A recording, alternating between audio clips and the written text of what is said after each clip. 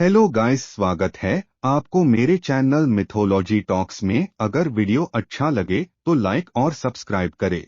खंबाट की खाड़ी में मिले दुनिया की सबसे पुरानी सभ्यता के अवशेष, जिसे अंग्रेजी में गल्फ ऑफ काम्बे के नाम से जाना जाता है, वह भारत के गुजरात राज्य के पास स्थित है। यहाँ पुरातात्विक सर्वेक्षण के दौरान पूरा एक नगर पानी में डूबा हुआ मिला।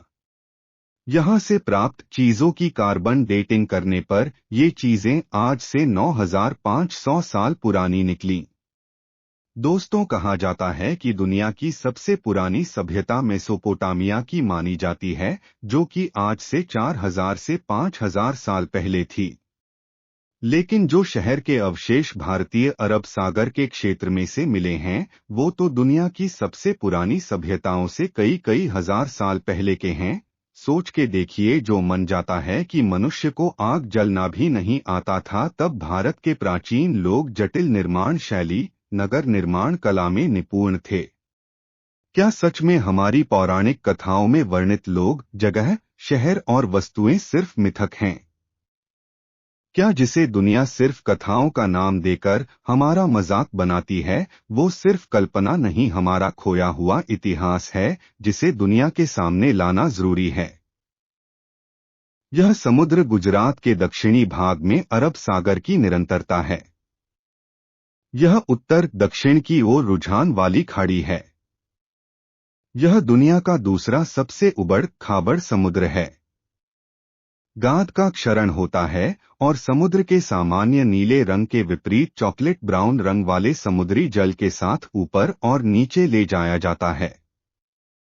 सन 2000 के एक सर्वेक्षण किया गया था, जिसमें खाड़ी के पार पश्चिम में गोपनाथ बिंदु से पूर्व में सुवाली और हजीरा तक 80 किलोमीटर से अधिक को चुना गया था। पूर्व से लगभग 15 किलोमीटर की दूरी पर 9.20 किलोमीटर की लंबाई में एक पेलियो चैनल, एक निष्क्रिय नदी या धारा का एक अवशेष जैसी विशेषता को चुना गया था, और 9 किलोमीटर लंबी प्राचीन नदी के बहाव के निशान जैसी विशेषता आगे उत्तर में स्थित थी। क्योंकि यह अनिवार्य रूप से एक नदी के बहाव के निशान के संकेत थे, इसने कुछ जिज्ञासा पैदा की। साइड स्कैन सोनार छवियां स्पष्ट रूप से 3x3 मीटर से 16x14 ms के आयामों में भिन्न वर्ग और आयत के आकार के बेसमेंट की पंक्तियों को सामने लाईं। इनका चलन पैलियो चैनल के समानांतर था और मोटे तौर पर पूर्व पश्चिम दिशा के साथ पंक्ति में बनाया गया था। बेसमेंट जैसी सुविधाओं को बिल्कुल सीधी रेखाओं के साथ संरेखित किया गया था और बेसमेंट का आकार पश्चिम की ओर बड़ा होता जा रहा था। इसी तरह की विशेषताएं उत्तरी पेलियो चैनल में भी देखी गईं। एक करीबी सर्वेक्षण से कई बड़े भू आकृतिक मानव निर्मित संरचनाओं का पता चला, जिनमें से एक लगभग 200 मीटर x 40 मीटर पश्चिमी भाग की ओर मापता है। बीच में नीचे जाने वाली सीढ़ियों के साथ एक सुंदर आयताकार आकार का गड्ढा भी दिखाई दिया। यह एक प्रवेश द्वार के साथ एक स्नान सुविधा जैसा दिखता था, जिसमें शायद पानी लाने और निकालने के लिए एक और आउटलेट था। पेलियो चैनल में प्रारंभिक नमूने ने इस तथ्य को सामने लाया कि ऊपरी समुद्री तलछट की पतली परत के नीचे यह वास्तव में एक प्राचीन नदी का उपजाऊ तल था।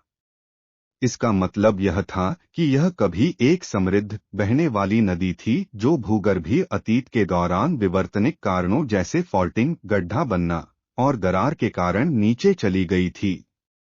इन जगहों से ढेर सारे नमूने जैसे पॉटशेड, बीड्स, लकड़ी और पीट के टुकड़े आदि एकत्र किए गए थे, जिनमें कुछ मानव अवशेष जैसे जीवाश्म डेंचर, असली दांत, खोपड़ी, हड्डियां और बहुत कुछ शामिल थे।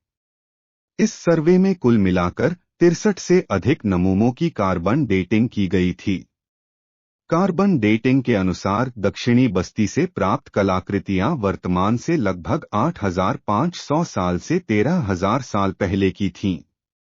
ऐसा प्रतीत होता है कि 8000 साल पुरानी घटना में भूकंप और दरार के दौरान दक्षिणी बस्ती समुद्र में डूब गई थी और उत्तरी बस्ती लगभग 5000 साल पुराने भूकंप में डूब गई थी, और जो भी जमीन बची थी वह लगभग 3000 साल पहले पूरी तरह से डूब गई थी।